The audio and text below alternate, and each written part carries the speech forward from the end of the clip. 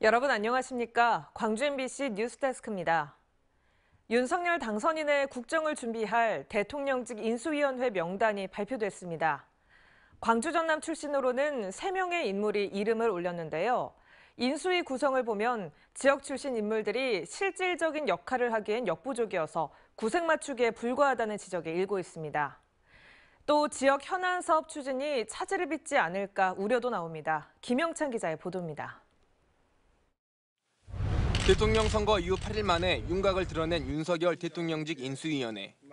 새 정부 국정과제 선정과 실행을 준비하는 7개 분과와 기획위원회 등에는 광주 전남 출신이 단 한 명도 없습니다. 대통령 취임식 준비위원장과 정무특보, 특별고문 등으로 지역 출신이 이름을 올렸을 뿐입니다. 윤석열 당선인이 능력만 중요할 뿐 지역 안배를 고려할 필요가 없다고 언급하면서 인수위 구성에 있어 출신 지역은 구색 맞추기에 불과하다는 지적입니다. 사실 인수위원회에 7개 분과 내에 우리 지역 이렇게 인사가 참여하기는 쉽지 않은 구도입니다. 새 정부가 출범하기도 전에 광주 전남 지역에 대한 배려는 찾아볼 수 없는 상황에서 주요 현안 사업들이 제대로 추진될 수 있을지 걱정이 커지고 있습니다.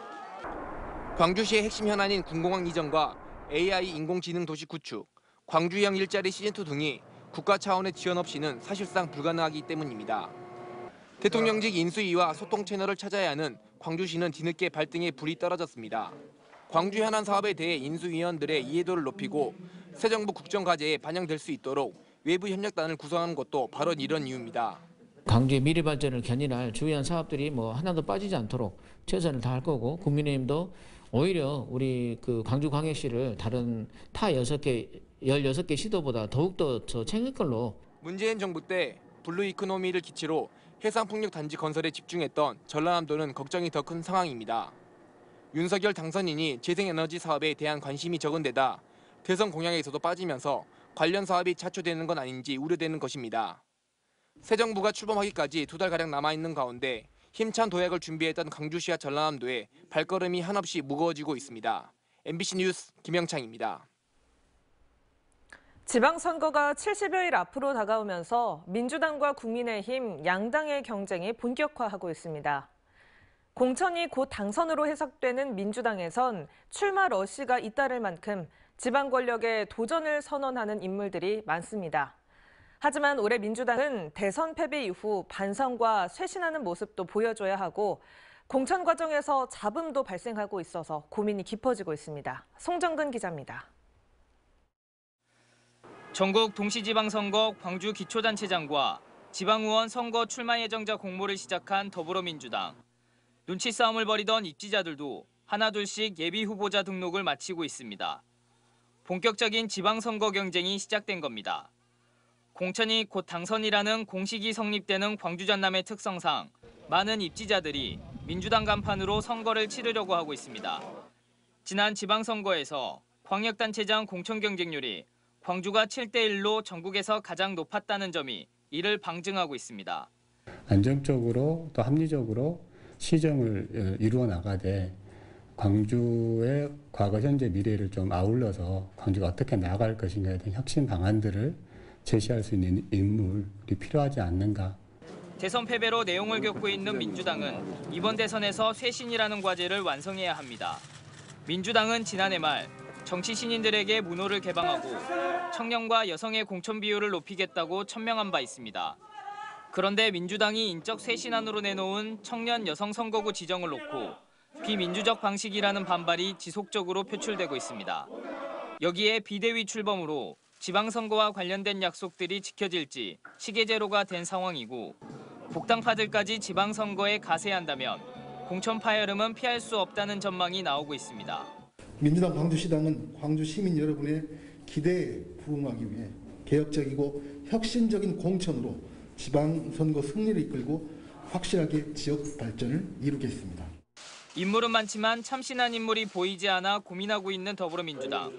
반성과 인적 쇄신을 해야 한다는 과제를 성실하게 이행하지 못할 경우 지역민들의 신뢰도 하락과 함께 차후에 치러지는 총선과 대선에서도 기대 이하의 성적표를 받을 수 있다는 우려가 제기되고 있습니다. MBC 뉴스 송정근입니다. 반면 국민의힘의 고민은 민주당과는 반대입니다. 이번 대선을 계기로 호남에서 교두보를 마련했다는 평가가 있지만 선거 지형이나 구도가 다른 지방선거까지 연결될지는 미지수입니다. 더 큰 문제는 경쟁력 있는 인물을 발굴할 수 있느냐입니다. 한신구 기자입니다. 이번 20대 대선에서 윤석열 국민의힘 당선인은 호남 전역에서 두 자릿수 득표율을 기록했습니다. 목표로 했던 20대 득표에는 미치지 못했지만 역대 보수 후보 가운데 가장 높은 득표율로 호남에서 교두보를 놨다는 평가가 뒤따릅니다. 그렇지만 지방선거의 경우 대선과는 선거 지형이나 구도가 많이 다릅니다.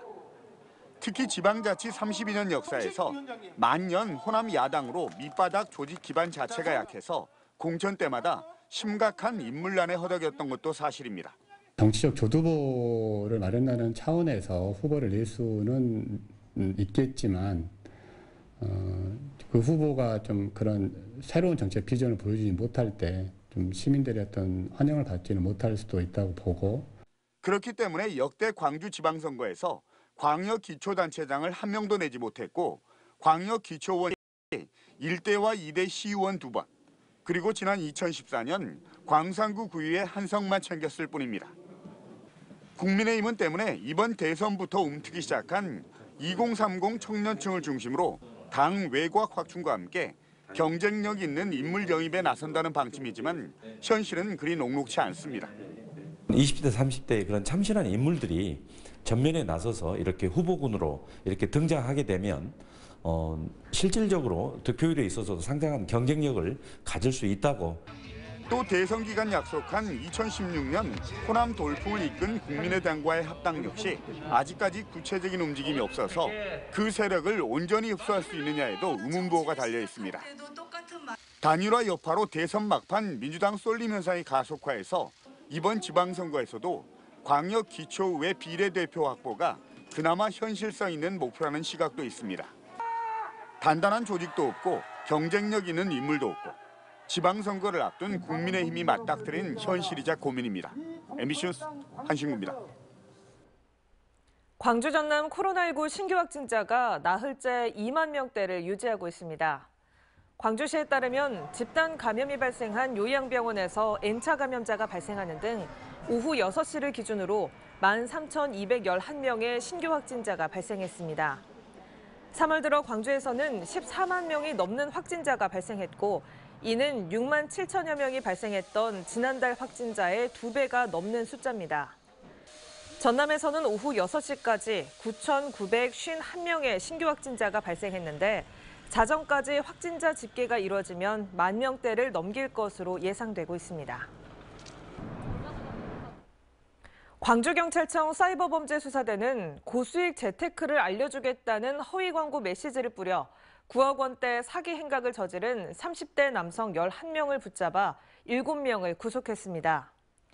사기 일당은 지난 2019년 10월부터 2020년 11월 사이 유명 투자 전문가를 사칭해 고수익 재테크를 자문해주겠다는 카카오톡 메시지를 불특정 다수에게 보내는 수법으로 피해자들을 유인하고 투자금 9억 원을 가로챈 혐의를 받고 있습니다.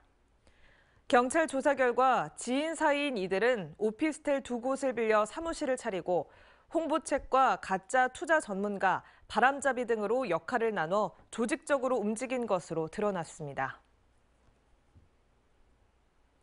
광주 서부경찰서는 보이스피싱에 속은 피해자에게 3천만 원을 가로챈 23살 여성 A씨에 대해 구속영장을 신청했다고 밝혔습니다.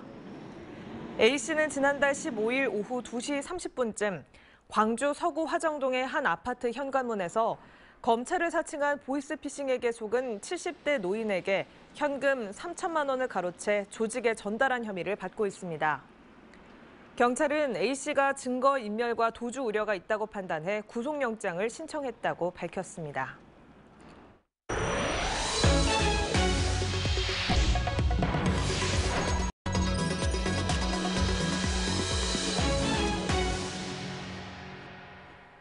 요즘 광양 매화마을에는 봄을 알리는 백매화가 만개했는데요.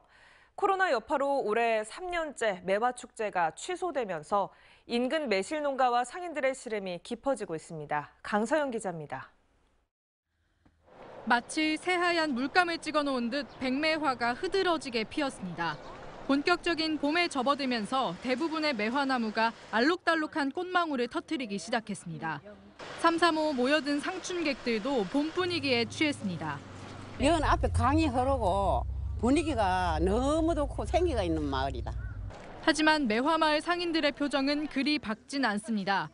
재작년과 작년에 이어 올해도 광양 매화축제가 취소됐기 때문입니다. 인근 상가와 매실 농가들은 축제가 취소된 근래 들어 방문객이 확연히 감소해 경제적 타격이 상당하다고 토로하고 있습니다.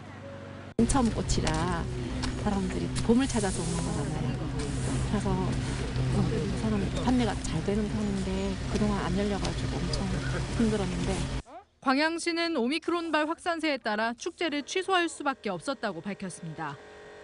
매화마을 일원에 방역 게이트를 설치하고 상춘객들이 많이 모이는 곳을 집중 소독하는 등 다양한 방역 대책을 추진하고 있습니다. 하루 수십만 명의 확진자가 쏟아지면서 광양 매화축제뿐만 아니라 여수 영취산 진달래 축제와 구례 산수유 축제 등 올해도 전국 꽃축제가 줄줄이 취소되고 있습니다. 끝나지 않는 코로나 확산세에 올해는 축제가 열릴까 기대했던 지역민들의 고심이 깊어지고 있습니다. MBC 뉴스 강서영입니다. 5.18 민주화운동 유공자들이 정신적 손해배상 청구 소송이 늦어지고 있다며 신속한 재판을 촉구했습니다. 5.18 기념재단과 5월 단체들은 기자회견을 열고 5.18 민주화운동 유공자들이 지난해 11월 광주지방법원 등 전국 법원에 위자료 청구 소송을 냈지만 국가는 지난 4개월여 동안 사실상 무대응으로 일관하고 있다고 주장했습니다. 이어 고령인 유공자들이 빈곤에 시달리다 죽어가고 있다며 소송을 지연시키지 말고 신속히 배상 판결을 하라고 요구했습니다. 전남선거관리위원회는 20대 대선과 관련해 실제 존재하지 않는 단체 명의로 대통령 후보 지지선언 행사를 개최하게 한 혐의로 국민의힘 전남도당 당직자 A씨를 검찰에 고발했습니다. A씨는 지난달 해남과 진도 지역 청년 15명이 참석한 가운데 땅끝마을 생애 첫 유권자 연합단체 명의로 지지선언을 기획했지만 이후 참석자들이 조작된 행사였다고 반발하면서 선관위의 조사가 이뤄졌습니다. 강기정 전 청와대 정무수석이 새 정부 국정과제 범정치 세력 TF를 구성하자고 제안했습니다.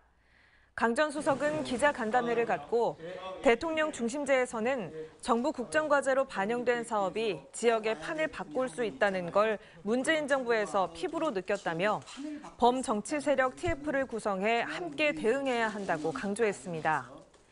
TF가 구성되면 인적 네트워크를 총동원해 광주 지역 발전과 국정과제 채택에 힘을 보태겠다고 말했습니다. 광주전남연구원은 6월 지방선거를 앞두고 민선 8기 광주전남 기초지방자치단체의 발전 방향과 핵심 과제를 제안한 정책 보고서를 발표했습니다. 전남은 광주 근교권, 서부권, 동부권으로 나눠 시군별 발전 방안을 조언했으며 동부가 해양 관광 및 글로벌 신성장 거점 목포, 시민과 함께하는 해양 관광 휴양도시 여수 등이 포함됐습니다. 광주전남연구원은 광주전남 시군자치구 발전구상 보고서를 홈페이지에 공개했습니다.